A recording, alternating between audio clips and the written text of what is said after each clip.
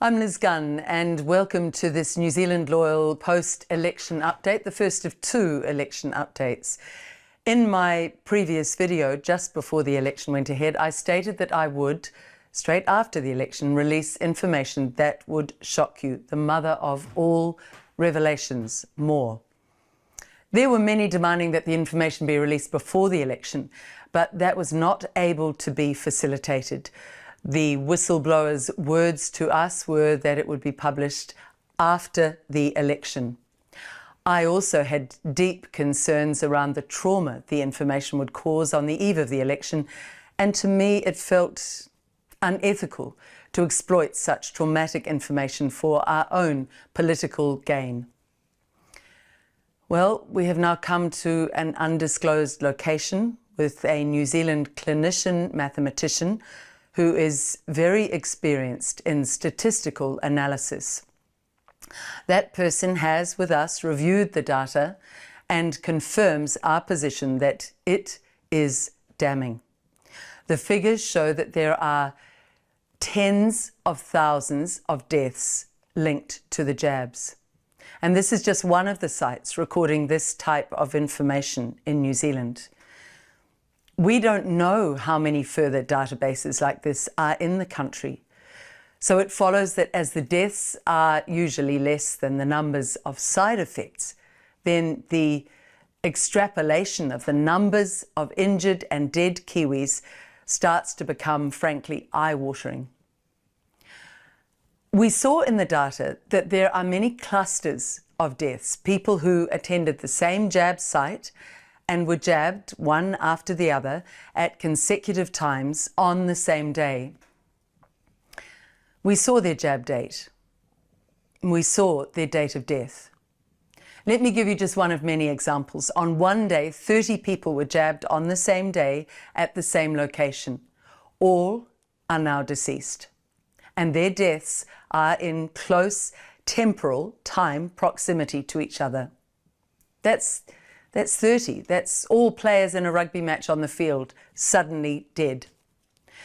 You see, statistically, the numbers of deaths we saw cannot be attributed to natural causes given same site and same date of vaccination. It would be, what they say statistically, highly unlikely. We are calling for an inquiry.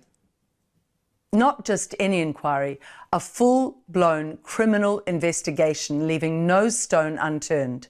New Zealand is a crime scene.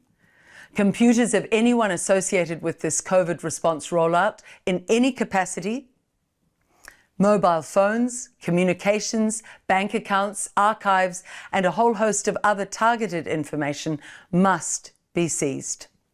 We have OIA evidence, Official Information Act evidence, that the government knew every side effect before one single jab was given in New Zealand.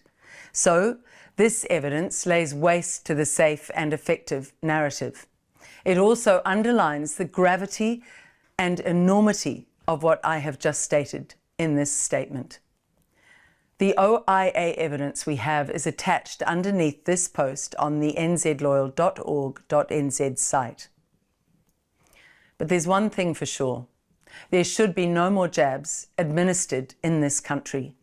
So many lives have been lost. We saw 13 children on the list that we have examined alone. Since this whistleblower approached me saying they wanted me to release this once I was in Parliament, I have wanted to have this data released immediately. Why? Because clearly, once it fully goes out to you, the public, it would prevent any more loss of life. In fact, so committed am I to stopping any further murder by needle in this country that I was willing to put my face and my name on the line on the eve of the election. I have seen the information firsthand.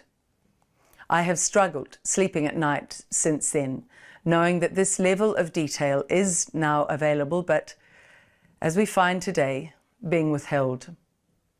You see, whistleblowers always face great risk, as we all do, who seek to bring the truth to the people of this country under urgency.